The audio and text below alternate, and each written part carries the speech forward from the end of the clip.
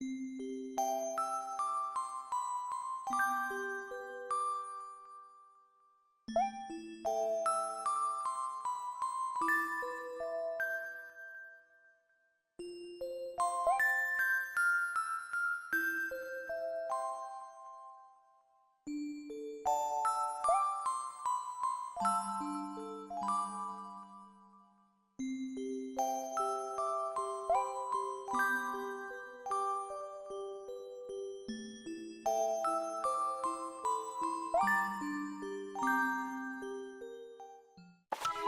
Mario, I'll be waiting for you at the castle on the night of the Star Festival.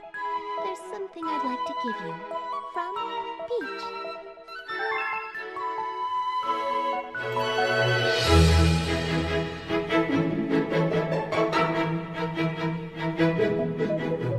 Oh, hello. Didn't see you there. Where am I? Why, I'm at the Star Festival, a magnificent event in the Mushroom Kingdom that only occurs once every 100 years. This beautiful starfall is one of the many glamorous sceneries implemented in the Galaxy series of games. For this video, I plan on only covering the first game, not the sequel. That'll be a future video though, and hey, don't be surprised if there's a part 2 to this game because I definitely left some things out to keep it concise. Super Mario Galaxy, one of Nintendo's most iconic 3D platformers, and a game with a breathtaking soundtrack that transpires to those who aren't even familiar with the title. This game, to say the least, is my favorite video game of all time. I know I'm a PokeTuber and all, but this game takes the cake in being an unquantifiable masterpiece to me. And I know what you might be thinking, of course it's my favorite, it's a game I grew up with. Nostalgia must play a huge role in how much I adore this game. And to that I say, yes, but I don't see a problem there. One common trend I've seen online recently is people discrediting others' opinions if any personal feelings or nostalgia are attached to them. If someone's fondness of a game is rooted in nostalgia, then their opinion is just as valid as all the rest. Nostalgia as a tool speaks volumes when it comes to how we express our feelings. Experiencing nostalgia signifies that the subject in question has been a source of cherished memories and joy, leading you to look back upon it with a deep sense of gratitude. Don't let anyone invalidate your happiness. That's what Galaxy did to me. I had countless amounts of euphoric and amazing experiences with this game that contributed to my appreciation of this title today. I want this video to be a dissection of not only the game itself, but also my mind's perception of it and how specifically those two intersect. So let this video be a remarkable precedent to an out-of-this-world series. Cheers!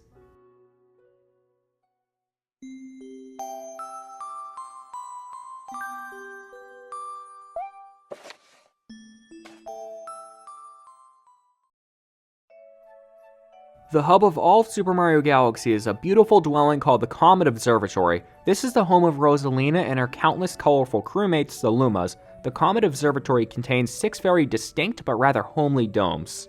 Each of these domes has its own distinct theming and provides a sense of familiarity to the Comet Observatory. A terrace for curiosity, a fountain for equanimity, a kitchen for meals, a bedroom for relaxation, an engine room for innovation, and a garden for peace. All 6 domes really encapsulate the comfy and friendly feel the developers were trying to aim for after Mario was ripped away from all he was familiar with and placed in this foreign environment.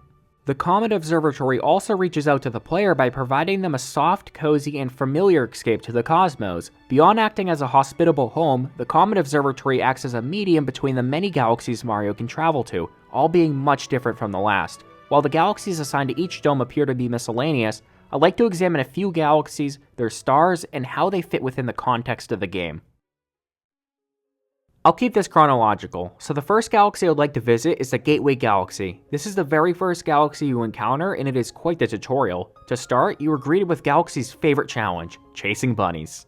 While doing so, you can explore the new landscape of a spherical planet and all of the gravity mechanics it introduces. After doing so, you are introduced by the Lumas to Rosalina, who gifts you with the power of Young Master Luma, who allows you to spin and traverse through space.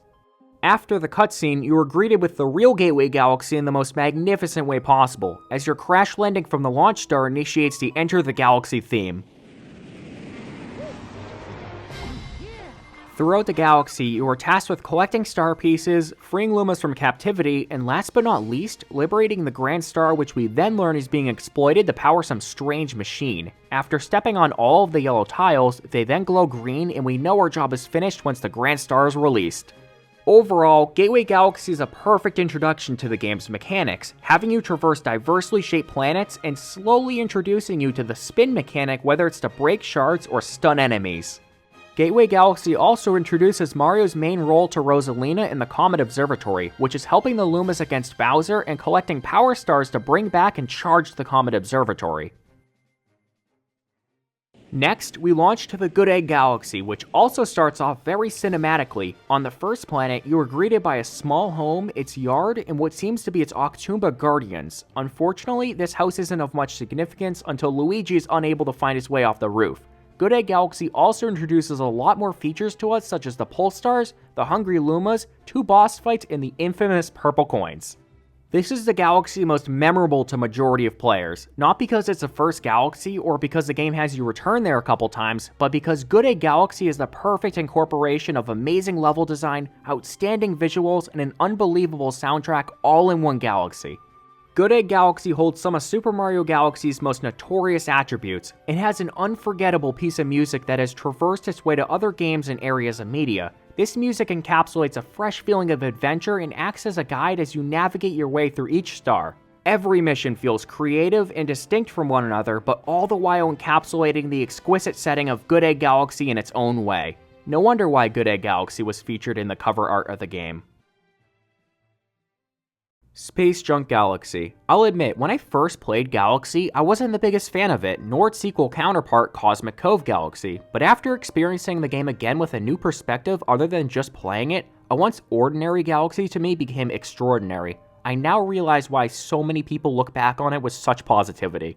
Why I feel like it never stuck with me when I was younger was because the levels were not as thrilling as Melty Molten or Battle Rock. But now I realize that's okay. A good game needs balance, and Space Junk Galaxy is the perfect contrast to all the Melty Moltens or Battle Rocks of the world. Space Junk provides the necessary pacing that any game, film, or piece of media needs to feel complete. While the slowed down action definitely plays a role in the pacing of the galaxy, what really speaks to the players the first time they are launched in the Space Junk Galaxy is the absolutely calming and serene music. Music such as this is no stranger to the Galaxy series, as there are many themes that follow the same calming and relaxing melody. However, the way Space Junk is composed fits perfectly with the theming of the galaxy and all of its missions. Take the name for example, Space Junk Galaxy, a galaxy composed of scattered debris lost within the deep realms of space. As you hop from one planet to the next, you observe that the matter you are on and the objects surrounding you do not incorporate one common theme besides being scraps or oddments of now discarded objects. Although the surrounding objects are miscellaneous, they are all junk drifting in the emptiness of space. That's exactly what this song encapsulates. If I were to use one word to describe the mood of the song, it would be lost. But not lost in a way that feels apprehensive, but rather a version of lost that brings wonder, curiosity, and acquiescence with wherever you were taken. The melody perfectly visualizes the galaxy for me, a bunch of fragments floating adrift with no particular destination, but all of those miscellaneous fragments make up one new entity, which is Space Junk Galaxy.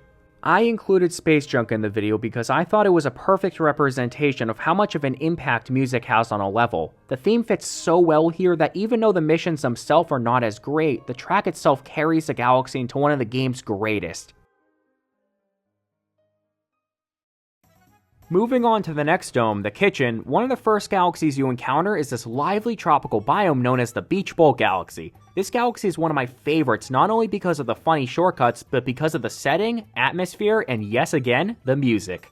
I'll get the music over with first, and oh my gosh, unlike Space Junk, this theme is so energetic and upbeat. I really enjoy this theme because it thoroughly encapsulates a beach or any other similar tropical scene. If this piece was played in front of a panel absent of context, it is instantly recognizable as a melody that would fit within a tropical-esque setting.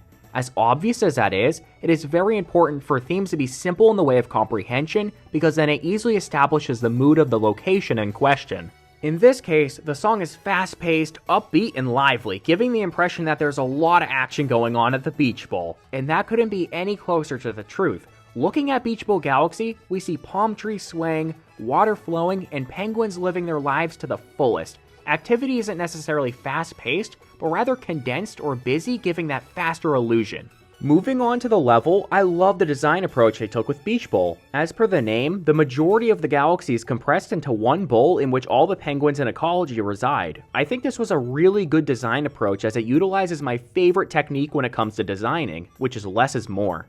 Given that there's a restricted amount of space to work with, developers had to utilize that limited volume and pack it full of life. The product of that is vibrant colors, enhanced details, and crowded activity.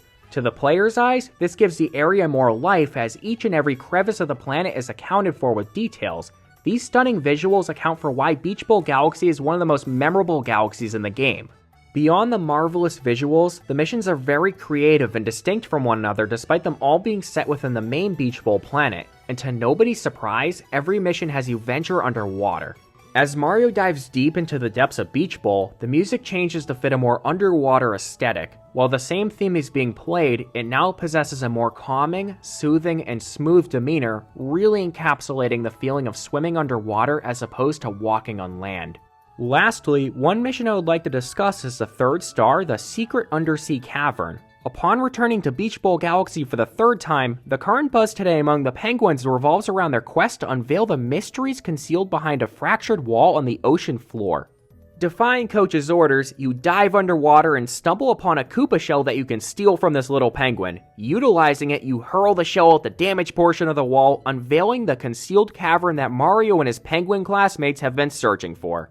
However, one significant and very important detail was implemented by the developers that defined and established the entire mood of this mission. Resurfacing up to the cavern,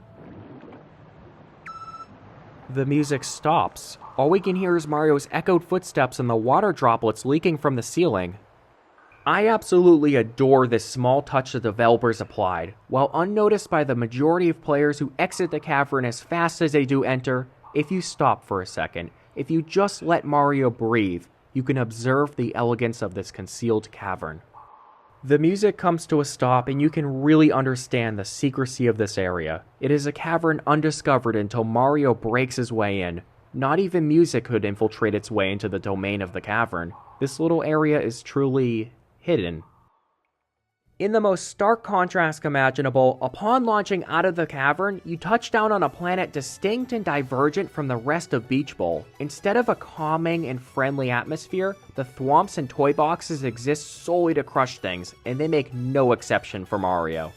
In order to earn the Power Star, you must navigate your way across this cylindrical planet, attempting to avoid the dangerous thwomps, toy boxes, and impending death beneath you. After proving your acrobatics by patiently traversing up the cylinder, you were able to crack this large shard containing the Power Star and release it for yours to keep. We now make it to my favorite galaxy level-wise, Freeze Flame Galaxy. While a commonly explored theme, the Fire and Ice Galaxy could not be any more creative and exhilarating during your time in the bedroom. Again, addressing the music first, Freeze Flame has two contradicting yet effective themes. In segments that consist of ice, we hear this theme, which by the sound of it, sounds very fragile, sharp, delicate, and abrupt, all characteristics of something that is frozen and cold like ice. In contrast, when venturing through blistering hot planets, this theme plays. This song instead sounds fluid, flowing, smooth, and possibly more hazardous, all characteristics of molten lava. The two themes are identical, but their arrangement alternates based on your location within Freeze Flame Galaxy. This is such a fun touch, and I love hearing the theme transition from fire to ice or from ice to fire when I'm flying planet to planet. The theme itself is a very simple composition, lasting only a minute before looping again from the start. However, the concise nature of this theme allows for the distinction between the fire and ice variants to be that more pronounced. The oscillation between fire and ice is what takes center stage when listening to this theme, which draws parallel to what the galaxy symbolizes, the contrast between hot and cold. Transitioning to the levels, I would like to talk about a few missions. Firstly, not necessarily a level, but the ice planet has to be one of my favorite locations in the entire game. Unfortunately, the first star, the frozen peak of Baron Burr, does not utilize the entire planet, only a part of it actually. Don't worry though, that doesn't mean you cannot explore it, and hey, you may find a secret star on your way. This planet for me is so fun to traverse, as there are many cool jumps, strategies, and tricks you can utilize for fun or for a speedy experience. The secret star, conquering the summit, has you do exactly as it describes. Instead of partially scaling the mountain up to Barenbur's habitat, you instead take a right turn and launch away behind the mountain, where you can then continue scaling. You encounter a myriad of obstacles, such as ice bats, bombs, and ruby rocks that try to knock you off the cliff and into the black hole. Climbing this mountain requires a lot of acrobatics and precise aim with your fire flower. However, reaching the summit, you are rewarded with the opportunity to behold the entire expanse of freeze flame.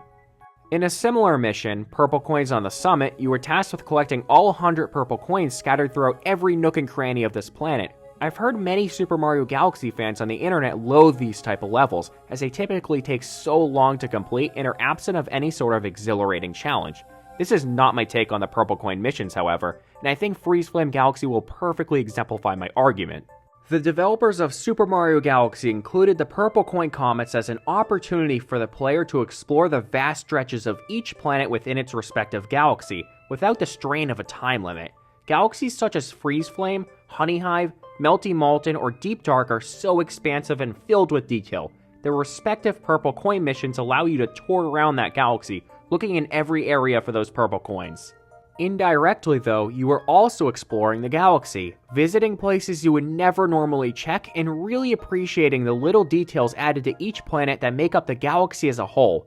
That is the true purpose of these missions. Your past adventures were too overly fixated on the linear task-oriented approach of acquiring power stars. Purple coins allow you to diverge from that linearity. Purple coins allow you to really explore and take in the atmosphere of the galaxy you are in.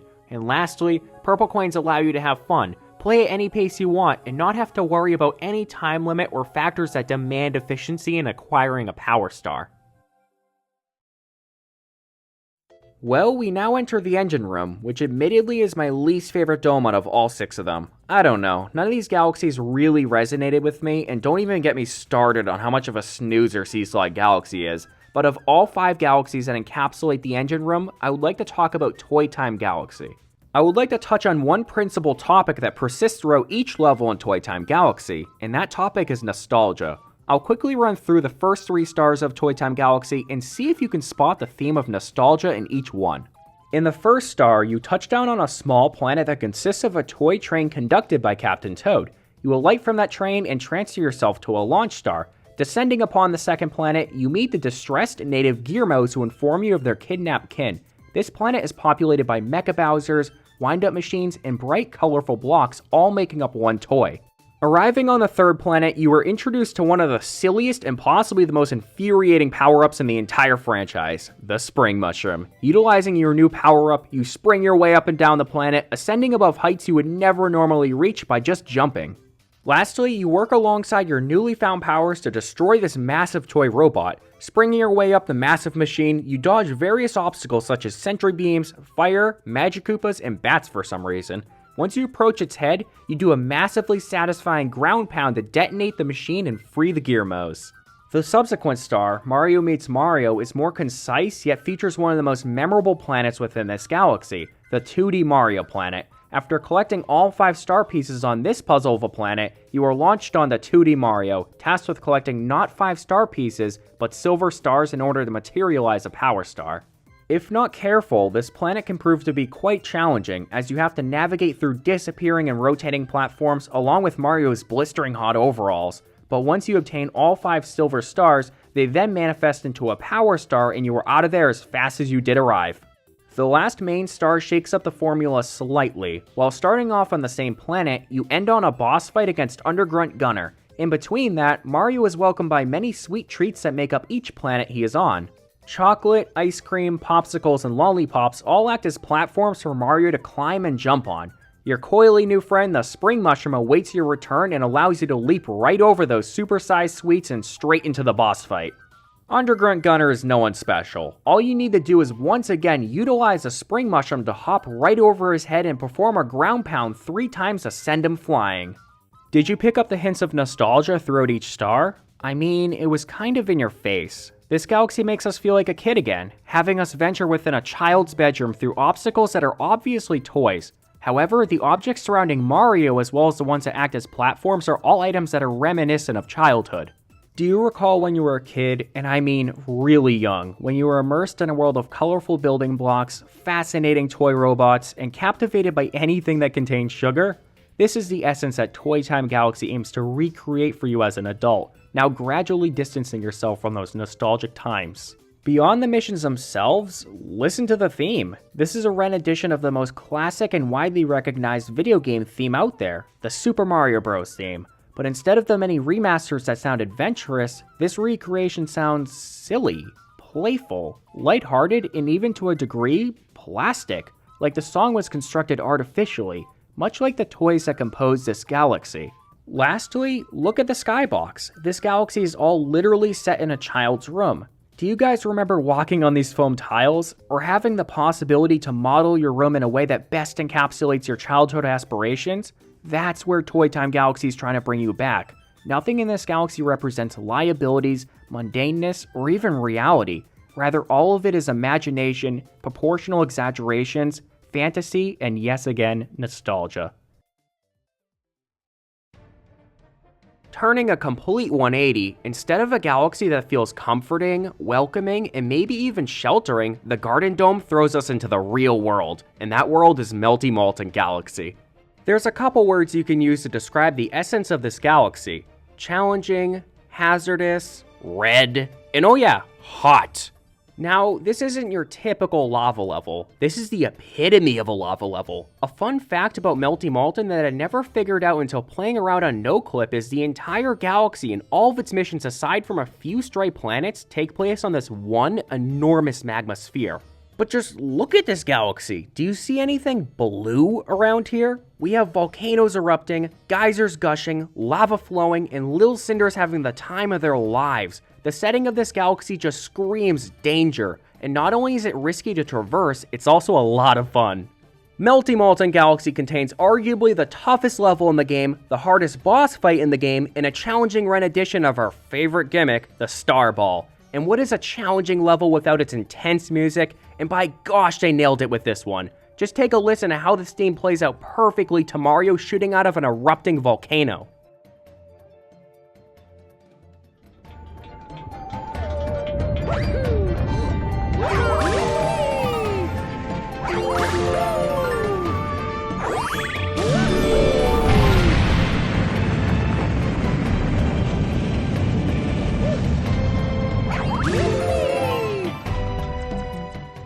While most may not be fully conscious of the effect music like this plays into the aesthetic of the levels, it makes your challenge feel grand, exciting, and exhilarating. The instruments and the tempo of this theme superbly complement the setting of this galaxy and really emphasize a feeling of escapade. Overall, this theme fits perfectly well with the context of the galaxy and is really one that is warming up to me, no pun intended. And lastly, I would like to again emphasize how important the concept of setting is to Melty Molten Galaxy and to Super Mario Galaxy as a whole. A lava level is not one usually seen early in a game, as they are typically pushed back until you mastered your platforming skills. I believe the developers utilized that lava level stigma to their advantage when crafting Melty Molten, which gave them an easy pathway to create something conceptually challenging, but also something that looks dangerous. When first launching to, or even gazing at Melty Molten Galaxy, you already inferred that this galaxy will pack a punch, and boy does it deliver. The setting of red-hot lava, flying fireballs, and scorched away Earth only help in reinforcing the notion that these are hard levels.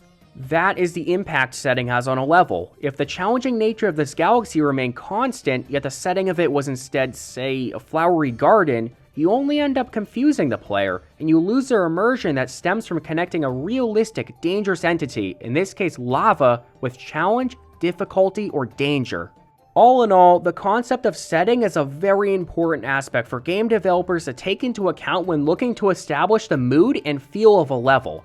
That, combined with the integration of music, leads the player towards accurate assumptions and a deeper immersion within their gaming experience, thereby enhancing their engagement with the game. And Super Mario Galaxy did just that.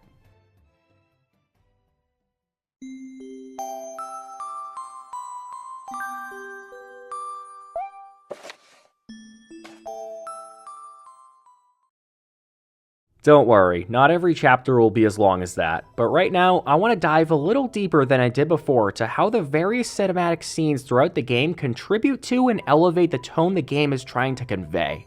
I'm going to go back and forth between some things, but they should all capture the same point.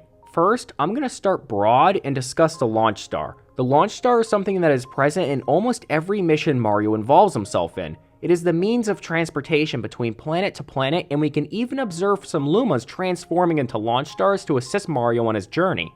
Now, why am I mentioning a launch star, seemingly something minuscule used for transportation, in a chapter about cinematics? Well, something I'd like to appreciate first is the way the developers made the launch star feel powerful. The way the launch star slings you into outer space is analogous to a rubber band or a slingshot. I don't know if this was just a me thing, but I remember mimicking the power of the launch star with my Wiimote every time it flung me into space. It was something that was completely pointless, but I subconsciously did because of how immersed I was with the game. Moving on, but still sticking with the launch star, one of my favorite elements in the game that isn't discussed too much is the camera shots while Mario is flying from planet to planet. After Mario shoots from the launch star, we get various camera angles of Mario's ascent, typically with respect to the rest of the galaxy. I love these shots for a couple of reasons. Firstly, they just look beautiful, simple as that. Seeing the vastness of space and the various number of planets all in array contributes to the spectacular aesthetic of the game. It also showcases impact. Some shots display a front-facing view of Mario leaving the planet, directly visualizing the impact and footprint he left on that planet. Think of the Melty Malton example from earlier. But lastly, these various shots segregate Super Mario from the galaxy. I will cover this topic in depth in a later chapter, but here is how it relates to the launch star. As Mario launches from one planet to the next, we get a zoomed out shot of him relative to the galaxy. These shots really pronounce how large the universe and each galaxy is relative to how small and insignificant Mario is. The proportions displayed in each camera angle between Mario and the galaxy is picturesque enough to capture the vastness of space. The final thing I will mention about the launch star doesn't involve me talking, rather you viewing this 25-second clip that I think alone encapsulates the perfect synchronism between cinematics and music.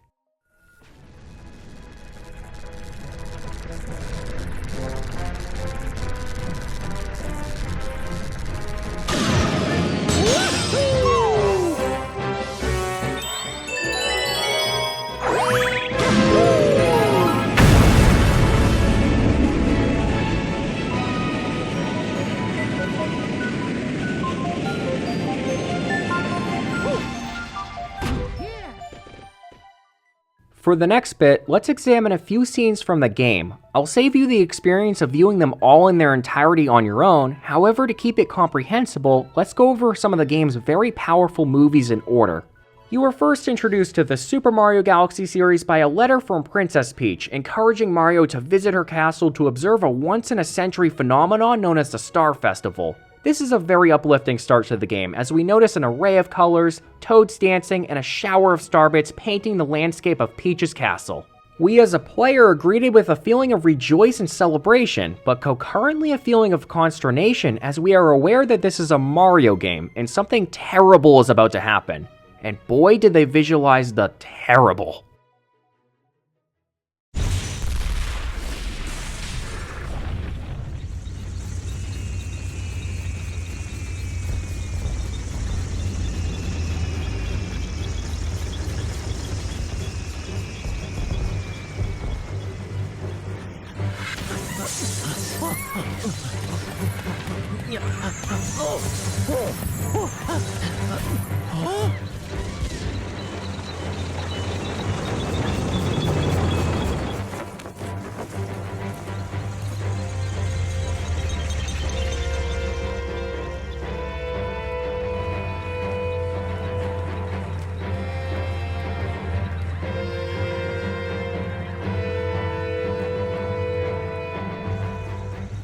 In past and even future Mario games, we are robbed of much of the actual incident where Bowser purloins power and steals Princess Peach. But what distinguishes Super Mario Galaxy from the rest of those titles, and even the sequel to an extent, is the extremely specific and visual depiction of the means Bowser takes to invade the Mushroom Kingdom. Watching this movie for the first time leaves many actually scared, as we observe the architecture around us obliterated in toads and frozen within layers of crystals. This onslaught really shows the might of Bowser's power for one of the first times rather than many of the silly maneuvers he does in other Mario titles. While mere fantasy, this scene feels real. The act of conquest leaving destruction in its wake is something we are all too exposed to nowadays, and especially historically. Witnessing something like that in a Mario game of all places where we observe genuine fear is incredibly unsettling. So let me just say, they hit the nail in not only capturing the moment taking place, but the weight as a result of Bowser's conquest. The next scene is a shorter one, but one often overlooked, and I think it captures a climax of tension during the final level where everything is at stake. After traversing through this hazardous molten spiral, you launch yourself to the final set of stairs, where we notice Bowser waiting for us, but before we get a chance to climb up, this scene plays.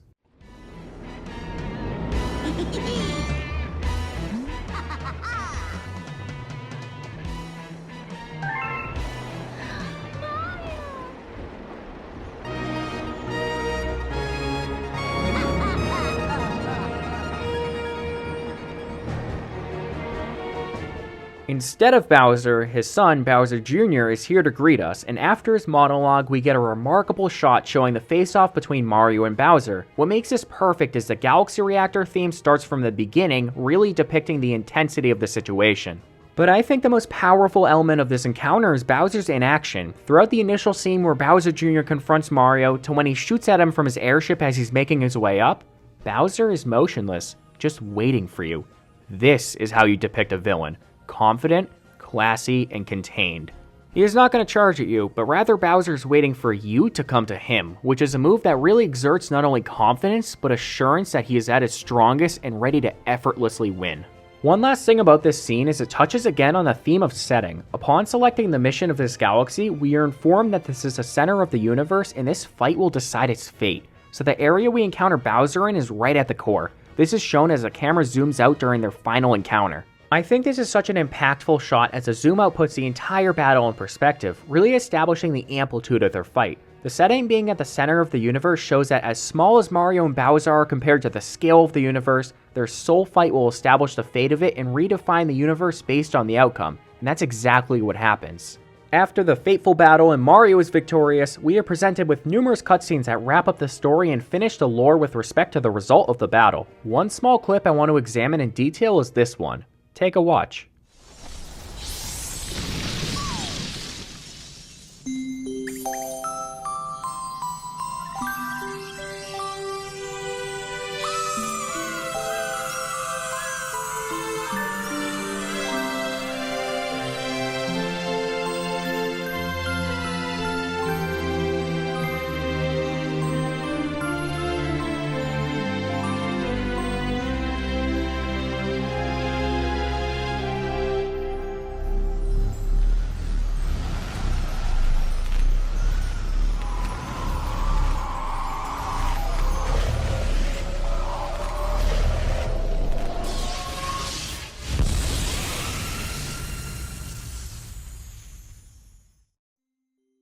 There's a lot to unpack here, especially if you didn't fully understand what went on. So after defeating Bowser, he is seen in pain grieving about the loss of his own universe. However, that planet he is on collapses in on itself, forcing a massive and destructive black hole.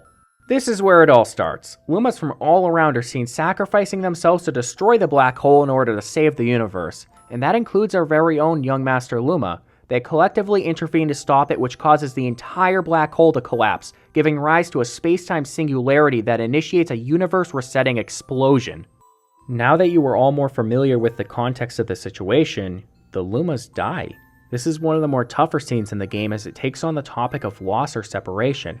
Young Master Luma, who accompanied Mario throughout his entire journey from start to finish, is seen giving his final goodbyes to Mario. Luma understands he must sacrifice his life with the others to save the universe from a black hole that is visually tearing up everything we grew familiar with into mere fragments. However, that final wave goodbye is what's most emotional. Right when young Master Luma leaps out of Mario's hat, the sound of destruction is muted and instead plays the Luma theme, one of Super Mario Galaxy's most emotional tracks, and uncoincidentally is the first theme we hear when we begin the game.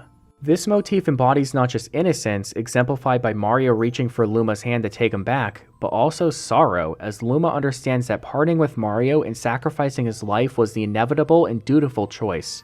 The track pick for this very moment was perfect in encapsulating the weight and emotion of the scene, and is why Super Mario Galaxy is not only a video game, but was made to tell a story, an emotional story.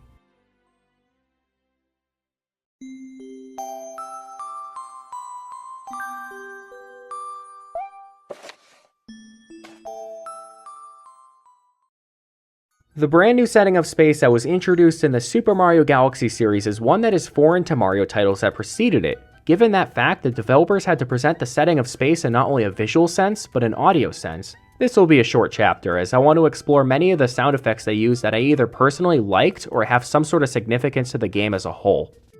Ambience, defined as audio that captures the character or atmosphere of a certain setting. They are sounds you don't particularly listen for, but rather ones you may subconsciously hear that would assist in amplifying your immersion within the game.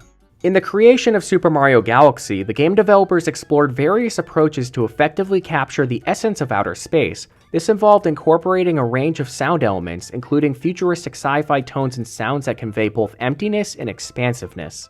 First, let's go over the stellar sounds. These may be sound effects that play in your head when you think of a star. A star stripped from its literal denotation is something that is bright, shiny, sparkly, and glistening, perhaps even fragile.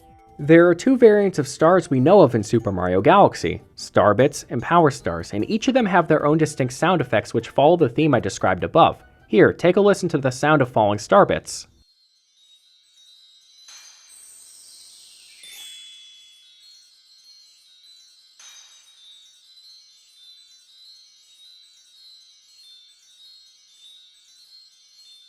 Just as I mentioned, this sounds shiny, sparkly, spontaneous, and very fragile like glass. This shiny feel fits so well with the starbit because of their fragmented, delicate, and colorful appearance. It makes them feel stellar and celestial, as if their nature is otherworldly, and guess what? That's exactly what they are. Now for the Power Star. It is something similar to the starbit, but substantially more rare, which can be heard in the theme A Chance to Grab a Star. Listen.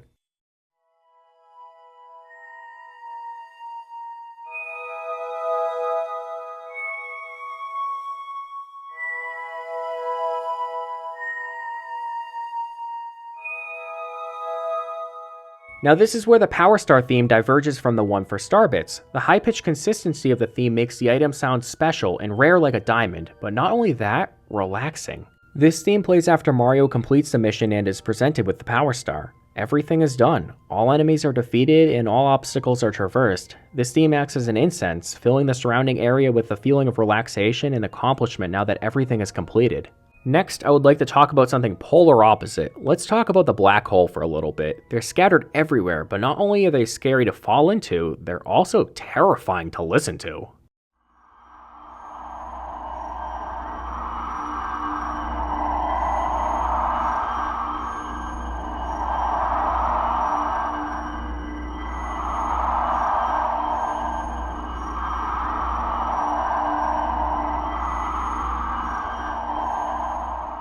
The best way to describe what we just heard is ominous. Picture listening to this absent of any music in a Mario game. This track is enough to terrify a kid, and for good reason. How can one recreate the auditory characteristics of a black hole, particularly given our limited understanding of what such an entity even sounds like? They took a very eerie route to assign a consistent sound to this property, and in that, they incorporated emptiness. A black hole, in the layman's understanding, is an entity that sucks anything and everything into it, leaving nothing but nothingness behind. There's no escape. There's no anything at all. Everything has been absorbed into this being. I think the eeriness of the sound assigned to the black hole comes from the concept of nothingness. It's uncanny because all of your surroundings are muted. In fact, not even there, and the only thing that remains is the cause of that emptiness and the object that persuades your attention, which is the black hole. Nothingness is scary, and to confront a dangerous entity that is the cause of nothingness is deeply unsettling. Lastly, I want to examine two in-game themes that fit here rather than the next chapter, that is the Pipe Interior and Observation Dome. First, if you wouldn't mind listening to the Pipe Interior theme for me.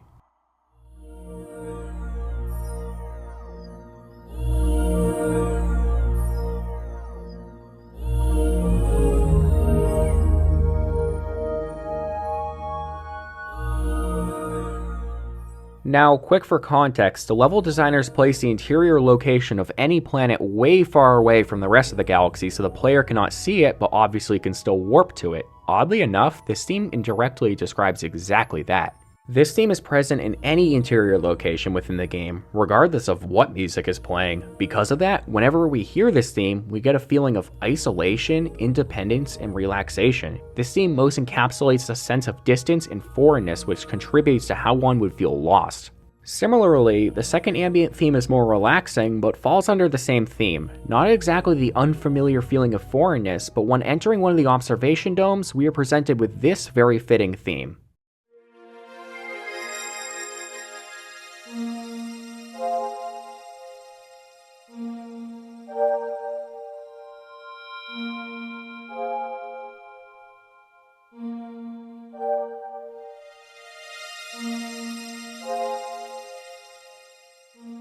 This is a more relaxing and soothing take on being lost, but adds a more curious and eager spin to it. Experiencing a sense of independence suggests the existence of a network of paths and possibilities one can take, and this is precisely what each observation dome offers with its diverse array of galaxies to choose from.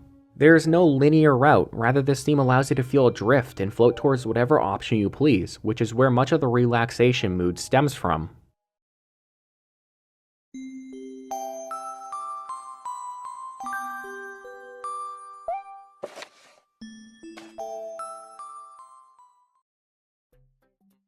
Now we have approached a chapter that I have most anticipated, and I hope you're excited for as well, the soundtrack. I think it's important for me to mention that I have no musical experience or knowledge at all. I won't even listen to music during my free time, so apologies in advance if I'm lacking in the musical terminology department.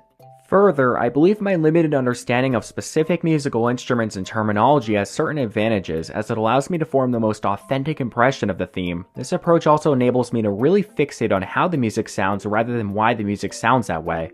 Back to what I was saying, even people who are barely familiar with this title understand that this game is infamous for its superb orchestrated musical collection, and while we're obviously not covering every theme, I've organized them into categories that effectively classify them according to the significance they contribute to the specific aspect of the game to which they were assigned.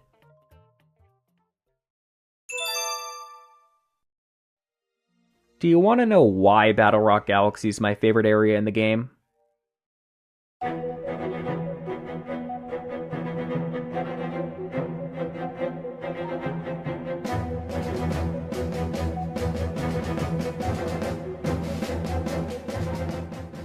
This theme, combined with the fantastic level design of Battle Rock, propelled this galaxy to be my favorite in the game. I cannot put it into words how much I enjoy this piece, but I'll try to. Firstly, the song fits so well with the theme of the level, but also provides necessary context for what's going on. The opening resembles a military march, setting the stage beautifully as it introduces a rhythmic foundation for the theme to evolve into a more robust orchestral arrangement.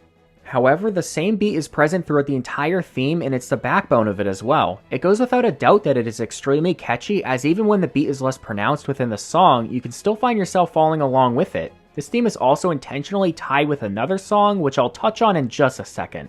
But all of this is built up to the main climactic point of Battle Rock Galaxy. Matching with the intensity of the missions, the instrumentals begin to increase in volume, really amplifying the serious nature of this theme while still retaining its intense motif. The theme crescendos to its very climax, really drawing into the suspense of the listener and rewarding them with a culminating grand orchestra which eventually tones down and loops back to the very start of the theme.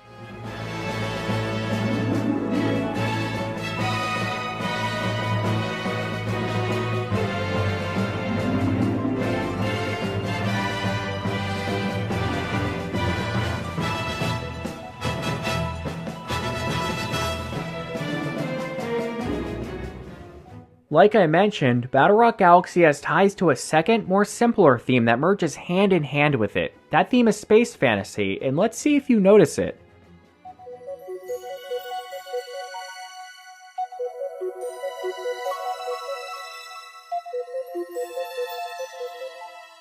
We hear space fantasy quite a bit, both within Battle Rock Galaxy and outside of it, and this theme is just so contrasting compared to Battle Rock. It's calm, soothing, plain, and nowhere near the intensity of Battle Rock Galaxy, but despite its contradictions to Battle Rock, when you hear them together, these themes become inseparable.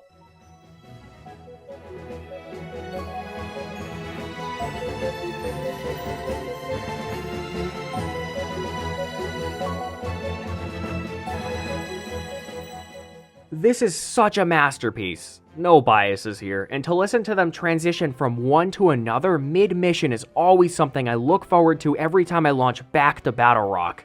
I love the way they handled this and the many other galaxies that assume the same theming because music is such an important component when it comes to creating a video game. It just makes me think, the inclusion of orchestrated music is almost overkill when it comes to a video game on the Nintendo Wii, but because of its inclusion, it makes the game feel much more grand and large, synonymous to the vastness of space.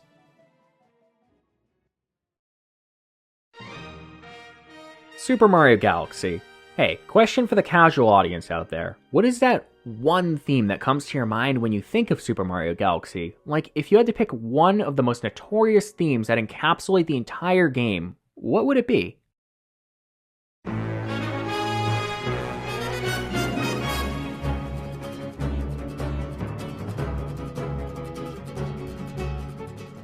Yup, I bet almost all of you answered Gusty Garden Galaxy. Even if you couldn't remember the name, this is probably the one on the tip of your tongue, and for good reason. This theme alone, again only played during one galaxy in the game, somehow transpired beyond the title into audiences who weren't even familiar with its origin in the first place. Nintendo knew they cooked with this one, which is why it was reused and remixed in future Nintendo projects such as Champions Road in Super Mario 3D World or the Mario & Sonic Olympic Games series, for example.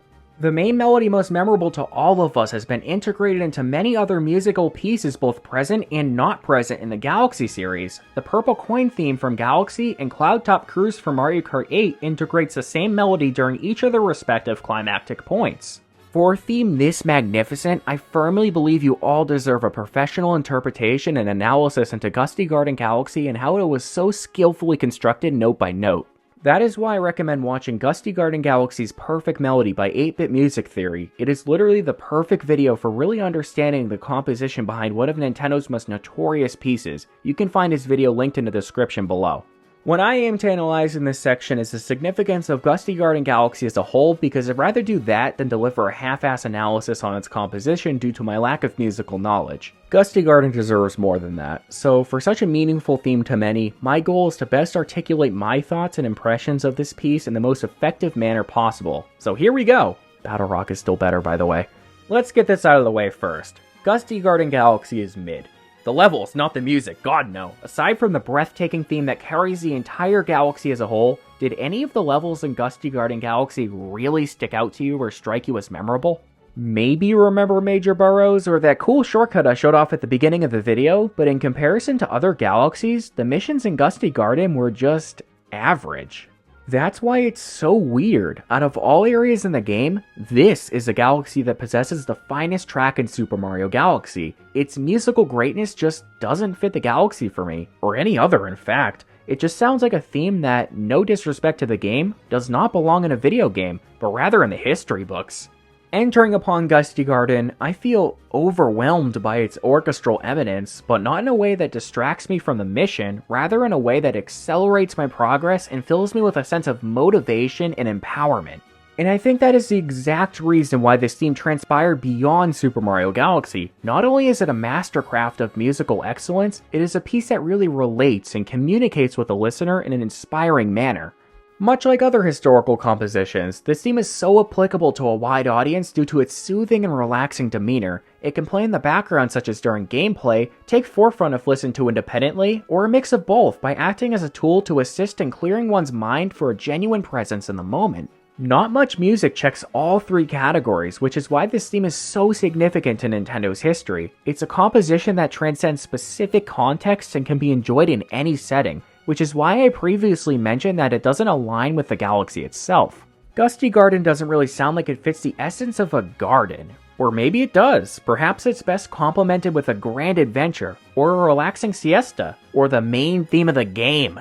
That's the point here. This theme has no theme. It can apply to almost any scenario presented, which is why Nintendo has used Gusty Garden Galaxy beyond just Super Mario Galaxy, or even video games in general, as it was present in the ending credits of the Super Mario Bros. Movie. Overall, this song is not only significant to Super Mario Galaxy, as it unanimously has been reformed as a theme song of the game, but it also has significance to Nintendo, as the recognition of its greatness has allowed for its infiltration into other Nintendo titles and pieces of media. Most importantly, however, it is beautiful to witness the impression this song has left on the fans and the multitude of ways each person utilizes this piece for their own personal enjoyment.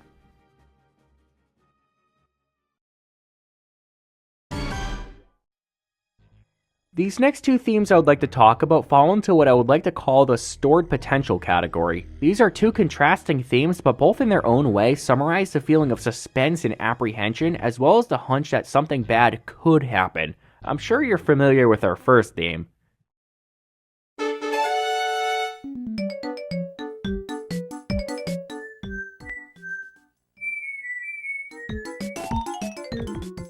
Ah yes, the infamous Starball levels. These are levels that only a few like due to its hectic and wonky nature, and I believe the music is a great summary of those exact feelings. The main thing that evokes anxiety in the player as if something bad could happen is the tempo of the theme. See, when Mario moves faster throughout the level, the theme speeds up, indicating a sense of danger or loss of control. However, when Mario slows down or is stationary, the music comes to a near halt, sounding rather soothing but anxious at the same time, as if something spontaneous may happen. That variant's slow nature also does not fit with the chaotic theme of the level, causing the player to feel discomforted, really pushing on their patience to move faster. The deliberate pacing of this motif is skillfully executed, creating a sense of unease as if the song could unleash its stored energy and accelerate at any given moment. Think of pushing something all the way up a hill at a very slow pace and then releasing that potential and watching it roll all the way back down. That's the uneasy mood it's trying to convey. This next track is a little more straightforward considering our theme of stored potential, because the title itself is literally named Tension.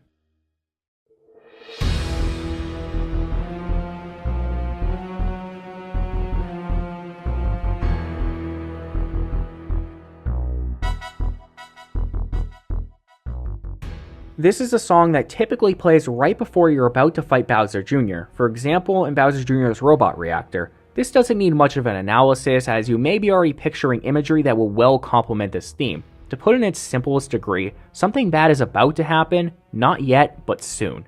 This song captures the perfect amount of suspense of what could happen, as well as the fear of that exact unknown we are unaware of. In this case, we are on a planet preceding the fight with Bowser Jr. We don't know exactly what he has in mind, but the knowledge that it is something nefarious is the unsettling mystery. Tension is the perfect name for this song, as it describes the stressful situation we are in, only anticipating the worst. Overall, these two themes, albeit contrasting, relate in one specific way. They both deal with the idea of something that could happen, not now, but at some unknown time in the future. And what the music does is add a layer of suspense or uneasiness to that future scenario, whether it be uncontrollable chaos or villainous scheme. It makes the player feel anxious at the present moment for what could happen in the future. The following section explores two themes that seemingly align with a space aesthetic or incorporate instrumental elements strongly associated with space or sci-fi within their themes. Firstly, I would like to analyze a typical boss theme that integrates cosmic instrumentals that remind us of the setting of space. That is the Enter Bowser Jr. theme.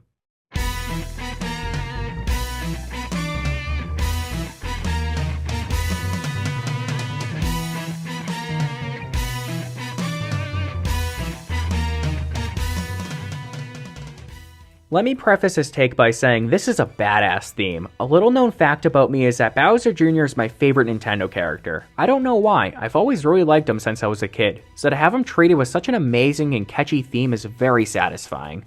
It really invokes that feeling of intensity once again, but the rock-like nature makes the theme sound dangerous and nefarious, which exactly defines Bowser Jr.'s motives and gizmos. It's delightful that Bowser Jr. has his own dedicated song, distinguishing him from other bosses in the game because he really is more than that. This is a departure from Nintendo's historical tendency in other titles to assign a default theme for all bosses, including Bowser Jr.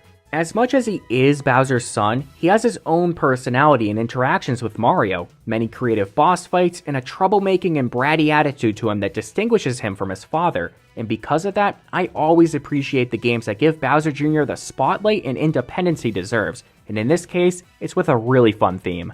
Moving on to what this section is about, there are bits in this theme where you can hear space-like elements such as the very beginning right here. Listen closely and you can hear it in the background.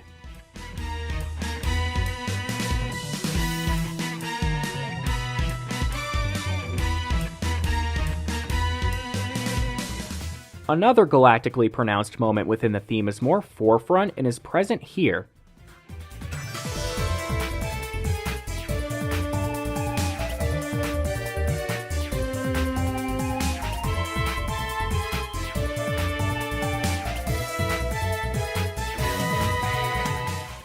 I'm not going to explain what you just heard because I bet you already understand what I mean when I say it sounds cosmic or extraterrestrial, but I do want to explain why it integrates so well with this theme.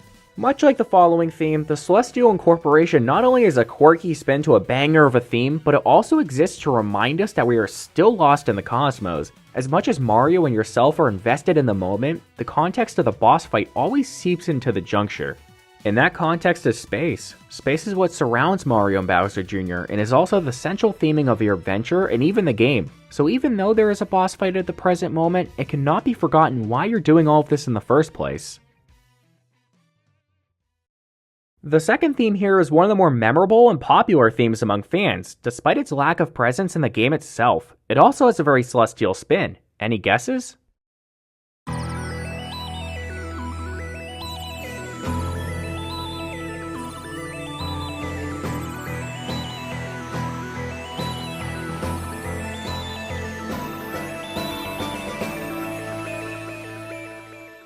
This theme was criminally only used once for the one-off buoy-based galaxy. Fun fact, it does make a reappearance in Super Mario Galaxy 2 during the second star of Space Storm Galaxy. Nevertheless, you only hear this theme in one place throughout the entire game, and for it to be this good? That's just mean. Similar to Battle Rock Galaxy, Buoy Base assumes a more military aesthetic with its very sharp and commanding composition. However, ways in which it differs from Battle Rock is definitely its more cosmic nature in the instrumentals, and especially this part.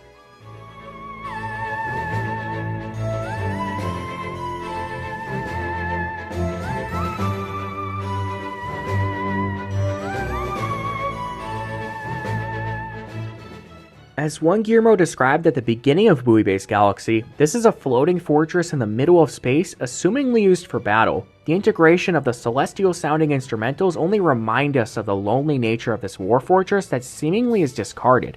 Unlike Battle Rock Galaxy, which seems to be a whole base inhabited by many, Buoy Base is independent, drifting in the space, however still true to its identity of a war machine. The intense orchestra only amplifies that feeling. Climbing up the vertical tower while avoiding dangerous enemies or obstacles that can throw you off or even kill you is a wearing task. The music adds to that feeling of intensity and really makes all of Mario's jobs feel so grand. I don't want to sound repetitive by echoing the same points I made about Battle Rock Galaxy because they do seemingly correspond with Buoy Base, so everything aforementioned about Battle Rock applies to Buoy Base, with the only difference being that they are two different themes, that's all. However, I did want to emphasize the setting of the two different galaxies and the reason for the divergence between Buoy Base and Battle Rock, because they very well could have reused Battle Rock's theme here like they did with Dreadnought Galaxy. But thankfully, we were blessed with one of the most memorable pieces from the Super Mario Galaxy series.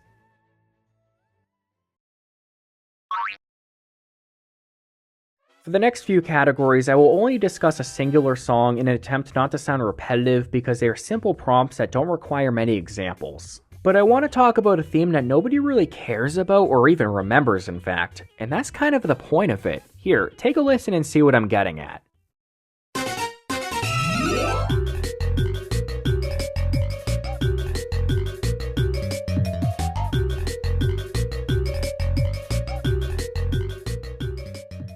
This is a theme appropriately titled Ah Wah Wah Wah.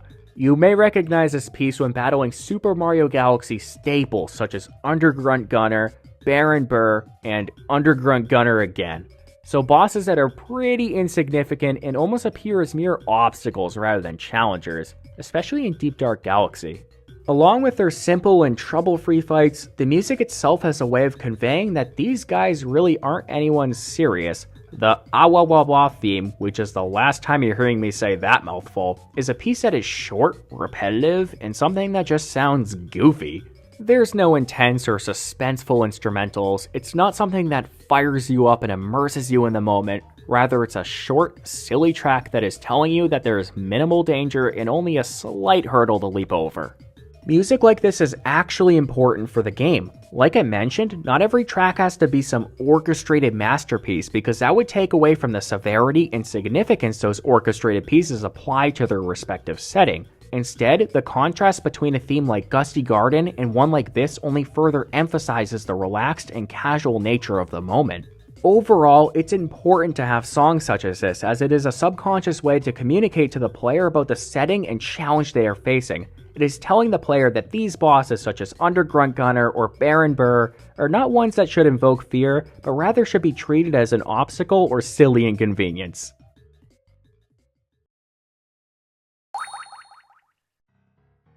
I didn't want to get too ahead of myself when I mentioned Deep Dark Galaxy because that's exactly what we're discussing right now. The theme definitely takes a more depressing turn in comparison to the rest of the music we hear in the game. Listen for yourself.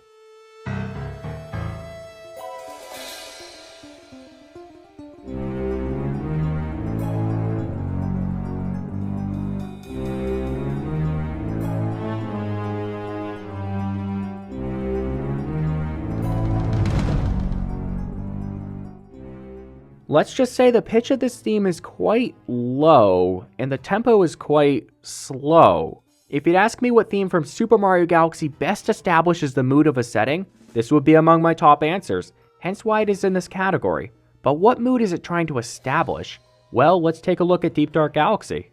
On the surface, it's just a small little beach with many miscellaneous elements, but once you unlock the lake that resides beyond this gate, things turn quite mysterious. The moment you dive into the water, right away that hue changes to this foggy blue, indicating there is a lot of ominous unknowns in the depth of Deep Dark Galaxy.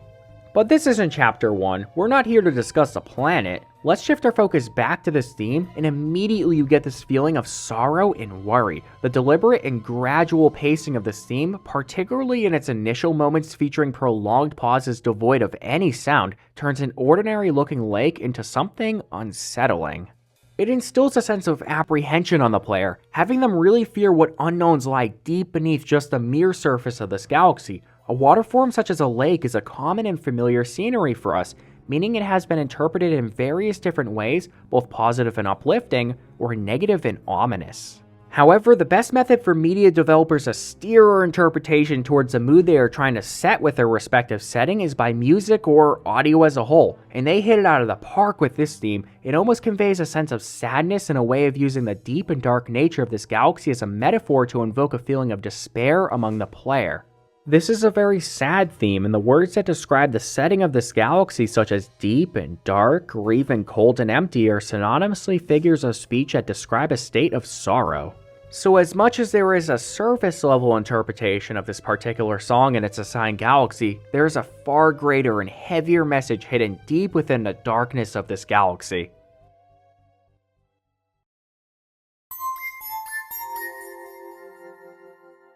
Now I put interlude in its own category because I'm going to play around with it as you will see, but this theme is such a great mood setter and fittingly, it was present in Deep Dark Galaxy.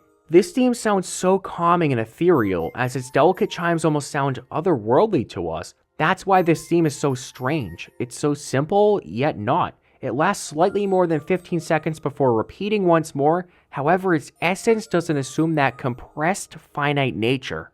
It sounds like a song that could summarize the soul of the universe due to its mysterious and confusing nature. It's such a simple piece, yet not, that it's almost paradoxical, just like the universe we live in.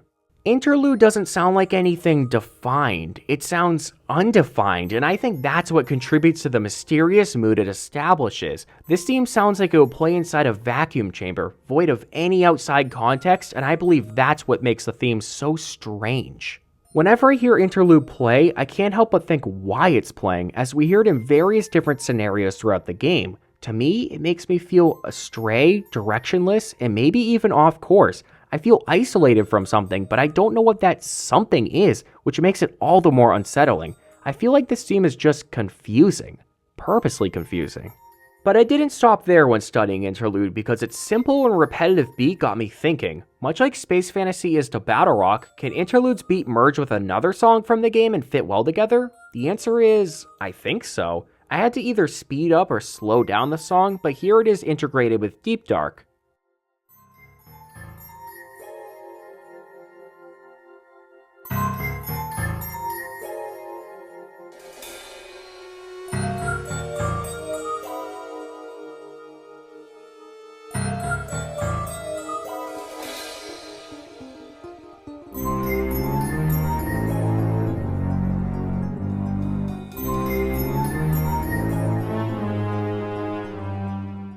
Not perfect, but you can hear quite the synchronism there. I didn't stop there, however. Interlude's beat strikes quite familiar to the beat heard in 1-2 from Super Mario Bros., and to our coincidence, there is a rendition of 1-2 in Super Mario Galaxy. Take a listen to how these two songs sound like together.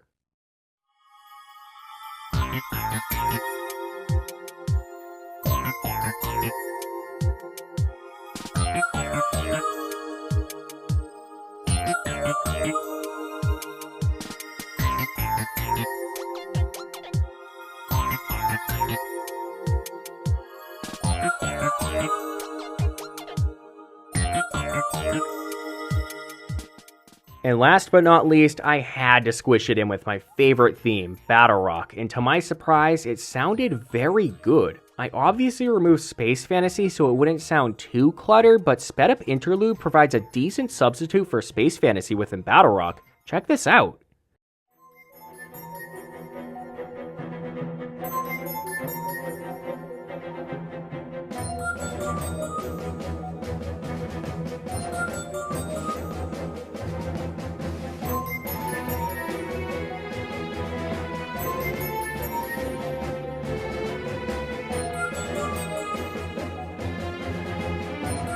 Add a little metronome here.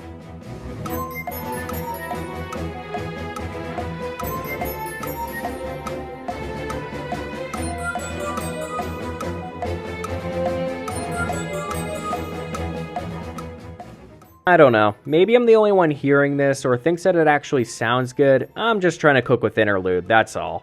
It's just such a simple theme that I really love and think is significant to the game. Taking inspiration from Space Fantasy, of course, I really wish there were some more profound themes that Interlude can integrate into like Space Fantasy is to Battle Rock, but who am I to say?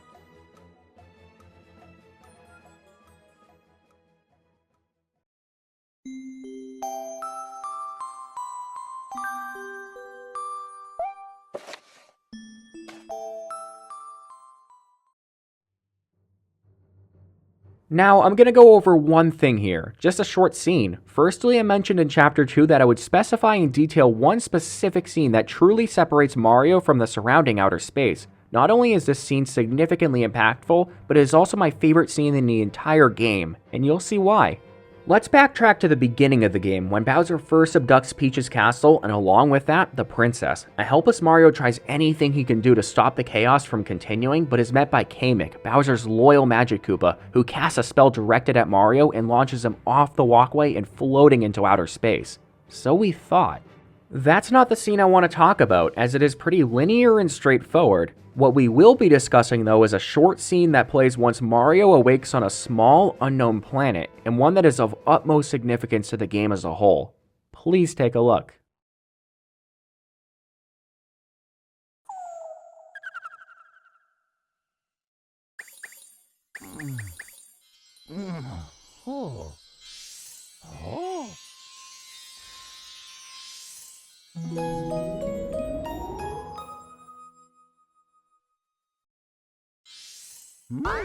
Yeah.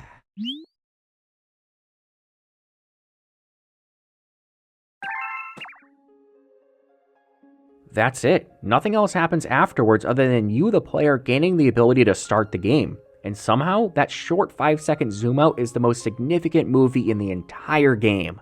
Now, many of you may be left confused with why I'm placing such emphasis on the significance of this scene, so let me explain the surface level interpretation and then we'll go deeper down the iceberg. As I discussed numerous times throughout this video, Super Mario Galaxy deals a lot with loneliness and the state of being isolated. To reiterate that context, Mario just got blasted into outer space, far from his original planet he resided his entire life. Everything here is unfamiliar, the setting of outer space is unfamiliar, and the game wants to demonstrate that. Let's go a little bit deeper. Isolation. Not only does a zoom out visualize a foreign setting, focus on the negative space for a second. This is a small planet surrounded by what seems to appear as endless space. There are no nearby planets, stars, or even anything. This one tiny planet is alone and isolated from any other entity that could potentially neighbor it. The proportions and scale between that one planet and forever darkness really exemplify the feeling of cold isolation. I believe it partially represents amaturity as well. Think of it, Bowser is constructing a huge galactic empire. He has autonomy over the cosmos, and in many ways, the physical laws of the universe as well. All Mario has is this one small planet, rid of any powers or significance that could assist him in countering Bowser. It really shows that this is a starting point, and Mario has nothing, and needs to build himself from that nothing in order to beat Bowser. I'll get back to that thought. And now we approach the trough of the iceberg for this beginning planet. Forget Mario for a quick second, and really take in the relation between our planet here and the surrounding nothingness. The only thing that is defined, finite, or even tangible in this image is this one tiny planet we are standing on. Put yourself in Mario's shoes. Everything you believe in, live for, or even are is now worthless. A nothingless void borders you at all angles and really makes you think, this is it. This is me. Nihilism, the belief of nothingness, insignificance, uncertainty. The world, our lives, intrinsically have no meaning. In a setting such as this where we are surrounded by overwhelming emptiness, it is inevitable that nihilist philosophy will infiltrate our ideologies. The nothingness around us has swallowed all of our beliefs, identities, and understanding around us. We are left a shell of who we thought we were. What are we then? Who are we if everything, man, ecology, planetoids, are all hollow shells of discarded entities? What is there to distinguish between them?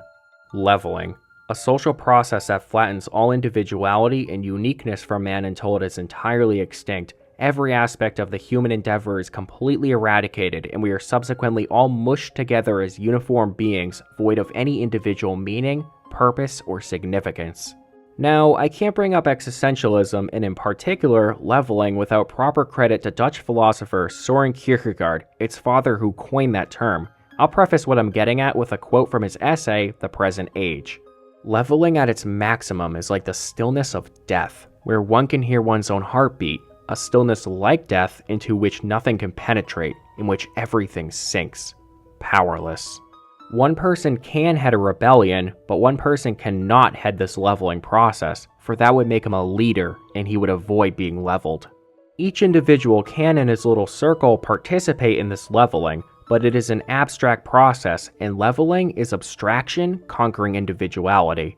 But who is the leveler? It is a social process fueled by various forms of philosophical envy that degrades any uniqueness and excellence from anybody until it is non-existent. Ostracization does not fit within Kierkegaard's context of leveling, as the uniqueness is only being removed from the public rather than diminished. In order for leveling to begin, it must be spawned. As Kierkegaard describes, in order for leveling really to occur, first it is necessary to bring a phantom into existence, a spirit of leveling, a huge abstraction, an all-embracing something that is nothing, an illusion, the phantom of the public. The public is the real leveling master, rather than the leveler itself, for the leveling is done by something, and the public is a huge nothing. Well, there's your answer. The public? But in this case of isolation, there's an absence of Kierkegaard's definition of the public. So is there no leveler? Here's where I make my argument. What if the overbearing nothingness and emptiness of the universe assume the role of the public? Let's look at one more quote from Kierkegaard's The Two Ages that describe the public's role in leveling an excellent individual. Characterless envy does not understand that excellence is excellence, does not understand that it is itself a negative acknowledgement of excellence, but wants to degrade it, minimize it until it actually is no longer excellence, and envy takes as its object not only the excellence which is, but that which is to come. So, what does all of that mean? In our present age, if uniqueness is spotted, an indolent public denies or invalidates that uniqueness until it ceases to exist. One is not excellent if not recognized as such. That is the force of leveling, and I think that very force can be translated to the universe to form what I'll call existential leveling. Our universe around us by many nihilists and existentialists can be defined as an infinite nothing. An existentialist universe serves as a perpetual force that acts as an equalizing factor. Comparably, the public, as we just heard in Kierkegaard state, is a huge nothing, and that public is the abstract power that spawns the spirit of leveling. In other words, both entities possess no excellence and therefore act as a leveling force against any such excellence within its domain. Each unique individual is sanded down and leveled into nothing by the overbearing equilibrium of the universe. It seems there is no escape. However, there are rays of optimism in this line of philosophy. In our present age, we all begin at the same starting point, or the same level, and it is up to each one of us to elevate ourselves and others through many different ways, each unique to every different individual. The leveling process only resets us back to the starting position if we succumb to the inevitability of the public. Do not comply. Now how the did all of that relate to Super Mario Galaxy? Well, look where we start. The zoom out. Mario was stripped of everything, everyone, and everywhere. He awakes on this unknown planet and everything he once knew is now discarded. And to make matters worse, the camera zooms out revealing the surrounding emptiness. Mario right then is nothing. But instead of dwelling on the oppressive emptiness, you the player tasks Mario to help out the identically leveled Lumas and elevating from that nothingness. However, we have free will. You, playing the game, can control Mario in any way or at any pace you please. The spirit of leveling is there again, freeing as it grants us the autonomy to play the game how we want and a chance to build an identity as Mario is becoming more comfortable with blasting off the various galaxies to retrieve Power Stars. We came from nothing, and at the end, we became everything. And that's the beauty of Super Mario Galaxy.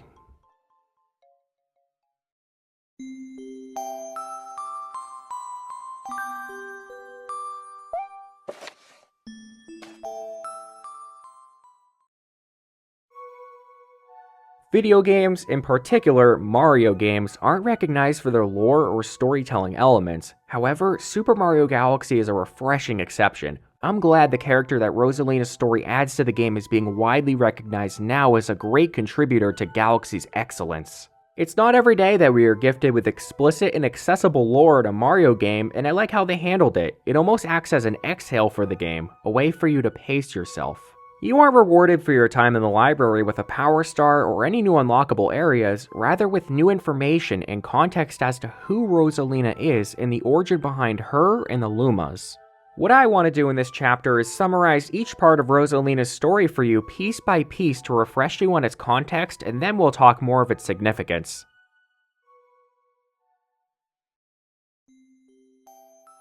Our story starts with a little girl, who is implied as Rosalina, encountering a dismayed Luma. The Luma who strikes a resemblance to the one who accompanies Mario is waiting by a starship for its mother on a comet. The little girl offers her company and waits with the Luma for his mother to return. However, after a long time and no avail, they decide to utilize a starship and soar into outer space in search for Luma's mother.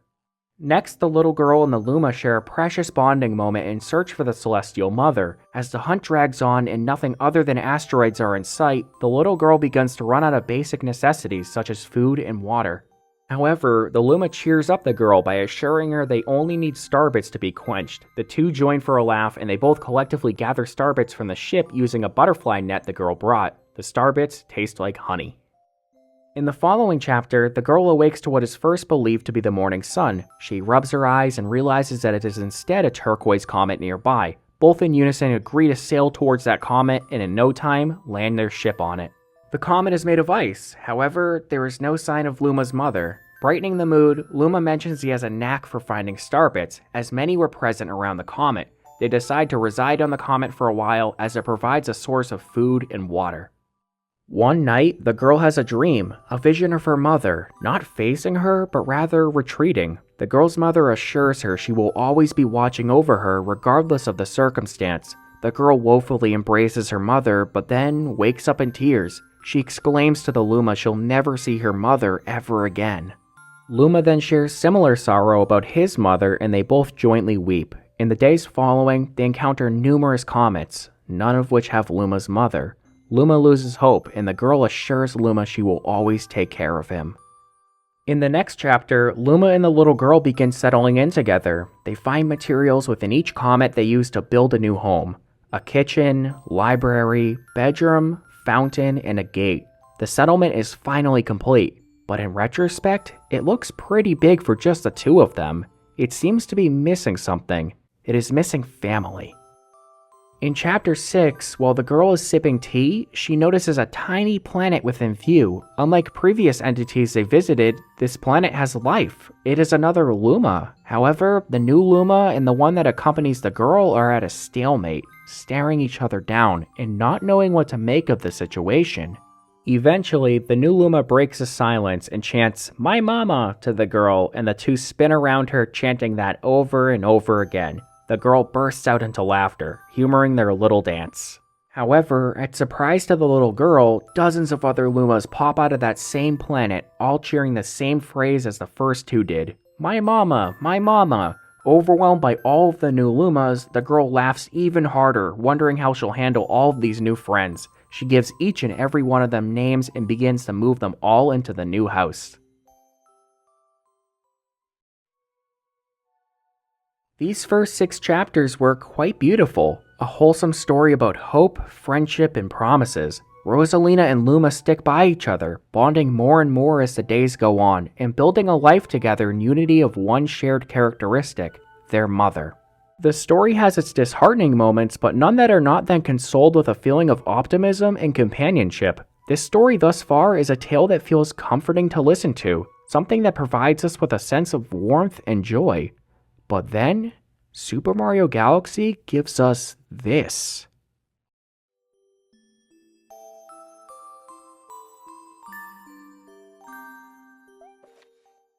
After seeing their 100th comet, a sudden thought popped into the girl's head. I wonder if my home planet is still as blue as it was. That's when she remembered her father's telescope. Peeking into the telescope, a tiny blue dot floated into sight. It was smaller than a star bit. How strange. It's so far away, but it feels so close. She twisted the knob of the telescope, and the blue dot grew until she could make out a grassy hill dotted with flowers. It seemed very familiar to her. Zooming even closer, a terrace on the hill came into view. I used to go stargazing there when I lived on my home planet. She remembered rubbing the sleep out of her eyes as she followed her father up that hill to look at the stars. She remembered how she and her brother would sled down that hill. She remembered having picnics with her mother on that hill on bright and windy days. And I want to go home. I want to go home right now. The girl burst into tears, and the Lumas didn't know what to do. I want to go home. I want to go back to my house by the hill. I want to see my mother. The girl was shouting now, her face wet with tears. But I know she's not there. I knew all along she wasn't out there in the sky. Because... She's sleeping under the tree on the hill. The girl's cries echoed throughout the stars, and a hush fell over the area.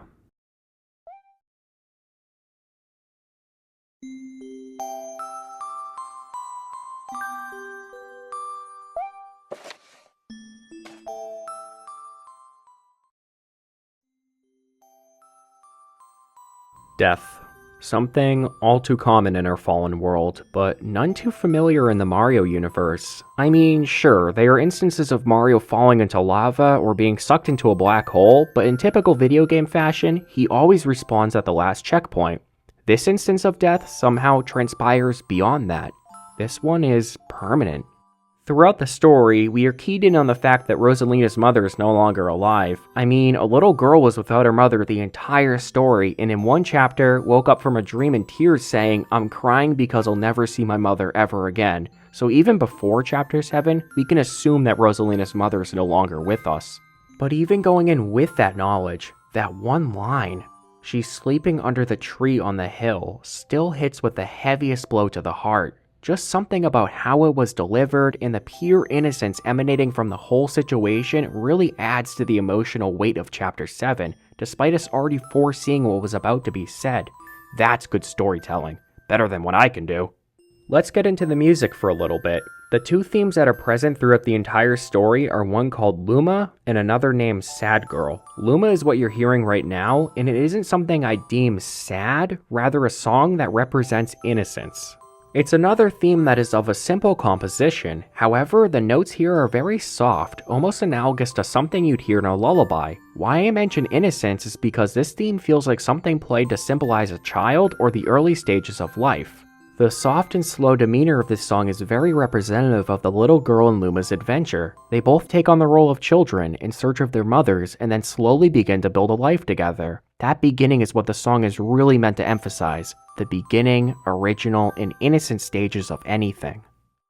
The next theme, Sad Girl, is, as you already can tell, something that is much more dismal. I can't think of another video game theme that is sadder than this one in my opinion. This theme just sounds heavy, which is why it was played over the announcement of death.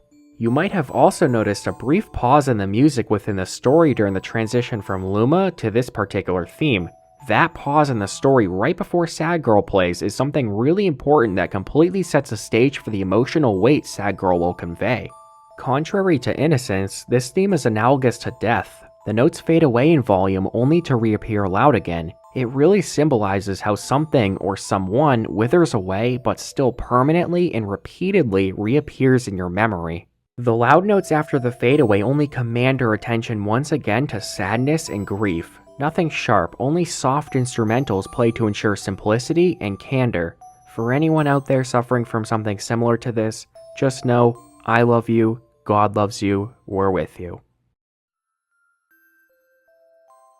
But that was only chapter 7. Let's finish the story, shall we? In the next chapter, chapter 8, the little girl continued to weep. Luma comforted the girl, assuring her that all of the Lumas will always be with her, and most importantly, her mother will always be a part of her. However, unable to stop the girl's crying, Luma comes up with an idea. He transforms into a comet and crashes into the planet everybody is on and propels it through outer space towards the girl's home planet. Amazed, the girl questions what just happened. 3 Lumas explain they have the ability to turn into various types of cosmic entities, such as planets, stars, and even comets. Right then, all of the Lumas join together in chanting, "No more crying, Mama," and from then on, she would never cry again. The final chapter details a celebration and rebirth of a new Luma, one we can only assume was the girl's original Luma that turned into a comet. The girl bakes a cake with many yummy star bits. As she was feeding the cake to the reborn Luma, she had a realization. This is my family now, and I will stay with them until they are ready to leave the nest. She has now become a mother. That night, as the girl is in her bed, she begins to yearn to visit her home planet. She decides to return to her own blue planet once every 100 years and fantasizes about napping in her favorite sleeping spot. Fortunately, Rosalina and her new family of Lumas are now able to do so in the new Comet Observatory. The end.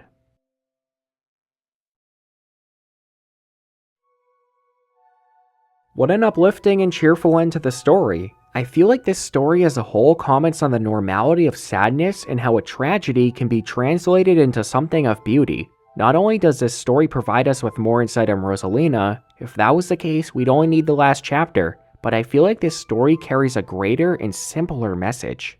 It is apparent many tragic and disheartening moments took place in the story. The death of Rosalina's mother, the Luma's loneliness, a loss of hope, but all of those moments are what united Rosalina and the Lumas as one family. They are able to share empathy with one another and use those sorrowful times to build a new life with promise, and I think that's what the real significance is.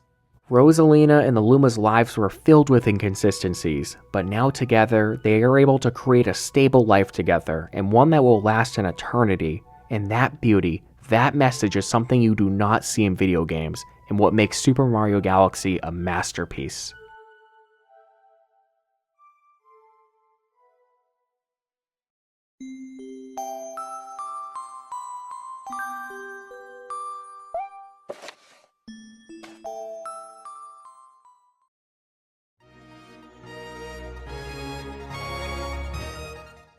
Let's zoom out of Rosalina's story. Let's zoom out from the levels, the music, the scenery, everything. Now let's look at how all of those elements compose and make up one video game that is Super Mario Galaxy.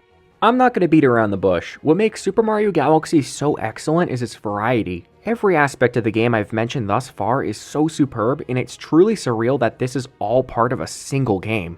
The music is one of Nintendo's greatest and holds up to this day. The galaxies are very creative and filled with detail, and lastly, it has lore and a story that carries such emotional weight and significance. The variety of this game is superlative, and what makes it brilliant is it has something for everyone. For the music enjoyers, it has a breathtaking soundtrack they can listen to while studying or relaxing. It even makes for some great background music. For the gameplay enjoyers, the levels are extremely diverse and are of varying degrees of difficulty. Each star is packed with detail, aesthetics, and features scenery that exemplify the magnitude of this game. For the speedrunners, I know this game isn't notorious like 64 or Odyssey, but it has a lot of fun shortcuts that I tried to feature throughout the video. I'll show you guys some of my favorites right now that I perform myself. They may not be as game-breaking as other Mario games, but they are so cool because they instead exploit a lot of the gravity mechanics or level design of the game. It's a game I'd love to try speedrunning in the near future as I have a lot of this stuff down. And lastly, Super Mario Galaxy reaches out to the players who appreciate charm and character in a game. There exists so much lore, unanswered questions, and features that aren't relevant to the main story but purely exist to add more glamour to your gaming experience. It allows for a lot of exploration, whether that be within the galaxies themselves or just a stroll across a common observatory. Super Mario Galaxy really is a game that has everything. And that's what I think pushes Super Mario Galaxy over other Mario titles, and in particular the sequel. It's a game that resonates uniquely with every kind of player. Sure, Mario 64 may be more classic and fun to break a little bit, but does it have an orchestrated composition that goes beyond just representing a video game? Super Mario Odyssey may be more expansive with its open world gimmick, but does it feed our curiosity about the world it crafted through an exquisitely illustrated storybook? The game excels in a manner where even if another title surpasses it in a specific category, Super Mario Galaxy compensates with its strengths in every other aspect. I know I'm sounding extremely biased, but this is nothing against any other Mario game or opinions that differ from my own. I'm just glad I can finally write out my appreciation of my favorite video game in words, and especially share it with you guys. This is a game, no, a thing that is very special to me, and it's a massive understatement to say that it's been impactful throughout my life at one point or another. And with that, we are left with one final chapter.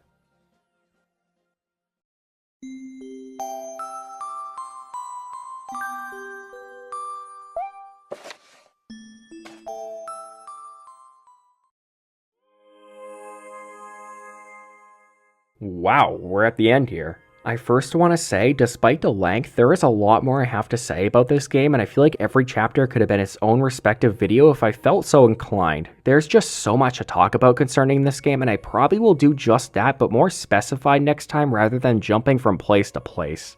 Once more, this is my favorite video game of all time, and it carries immense significance in my life, and I know how I perceive the game may be different than how you have, or maybe it has some sort of personalized significance only exclusive to you. I know I've talked for a while, so I'd like to give the opportunity for you to share anything and everything you think about this game in the comments. Hey, maybe you never even played the game or disagree with everything I have to say. Regardless of what it is, feel free to engage with each other in the comments section. As far as this series goes, I don't think every video will be of this style, and definitely not the length. I just wanted to pour all my heart and soul into this one video and leave a great first impression about my feelings of this game, and just to have all my main thoughts out there. So videos covering other games could be of a different style, maybe more argumentative, analytical, story-based, or whatever. I know this has been a long one, and it'll probably be the longest video on my channel for quite some time, so I think you guys did an incredible job sticking your way through and hearing me talk about something that means a lot to me, so thank you all for being here and for watching as always. I don't know when this is coming out, but I do know it's probably after a significant gap in uploads, so kind of the dark ages of my channel. I've just been working on some huge and professional projects for this channel without any huge and professional equipment. The stuff I've been working on, which includes this video, has been stuff I want to perfect, and with that, takes some time. So I want to try to get the ball rolling somehow so my channel doesn't fizzle out into crap. But my dreams have kept getting bigger and bigger, and with that, so have the videos. Back to Super Mario Galaxy, I think I'd like to incorporate the game much more into the channel because, as you can tell, it's something I think I can produce very authentic content with, so if that sounds good to you, let me know. But yeah, that's it. That's the video. We're all wrapped up. A huge thanks to you all for listening through this and giving me a voice, because this is a game I've wanted to talk about for a while. I just didn't know exactly how. But most importantly, I would like to thank Nintendo, and in particular Yoshiaki Koizumi, the director of Super Mario Galaxy, for creating not only a masterpiece, but an art that left meaningful significance on my life, and something I can still dearly enjoy even to this day.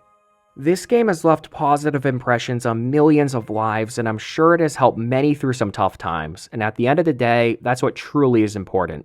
So, my final remark, that's what Super Mario Galaxy means to me. God bless.